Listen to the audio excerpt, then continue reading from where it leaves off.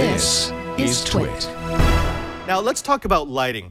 If you're going to be doing streaming, believe it or not, lighting is actually one of the first things you consider, not one of the last, because you could buy the best camera ever, but if you have poor lighting, if you're using like 3 different types of light, like an incandescent and a fluorescent and an LED, or if you're just lit from the sun, it will look horrible. We've seen this because we've got guests on all of our respective shows that maybe don't pay as much attention to the lighting as possible. In fact, I had one guest on TWiT, I won't call anyone out, but they bought a brand new HD camera, like a 4K camera, that, and then the interface to connect it to the computer, and a really nice microphone and headset, but it was lit by the sun from outside the window, and it just looked horrible. The shadows were so sharp because the light was only coming from one direction, and as the show went on, because it ran for an hour, the shadows just kind of moved across the room.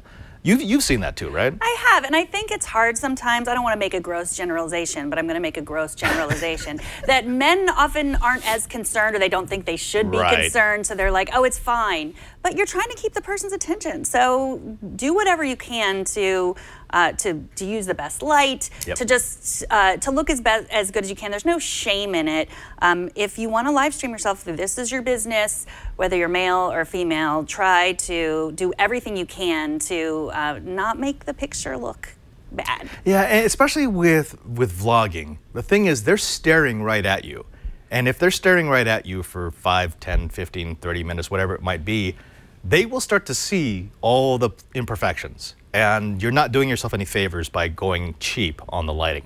Now, this is, if you show the first link there, Burke, this is what we would normally suggest. It's relatively inexpensive. It's a 3-light setup. This, if you look at episode 212, we explained the 3-light setup. I don't want to do it again.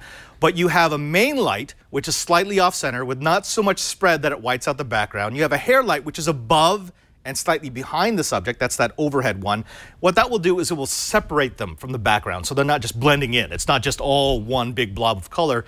And then you've got the background light, which is a bit low and behind the subject. What that will do is, rather than just blasting them with light, it has light coming in from multiple directions, and what it will do is light everything while at the same time maintaining angles and contours. That's what we've got here in the studio. Every single set has a 3-light setup. We've always got the front aiming light, we've got the key light, and then we've got some sort of background. There you go, there's our background. Because that's what makes it look good. I mean, people wonder why, oh, how do you get your stuff to look so good? Is it because of your cameras? It's like, no, we're using 10-year-old cameras. It's just we've got a very good light design. Yeah, plus we're amazing looking. Right, I mean, I look like this right out of bed. I know it's hard to believe. Actually, it's pretty easy to believe. But yeah, I'm like, yeah, I don't know. It's funny, my mom called me up the other day, goes, oh, I saw your show. I'm like, which one? She goes, the one that you did with Leo. I'm like, oh, New Screensavers. She goes, yeah, it was really, really good.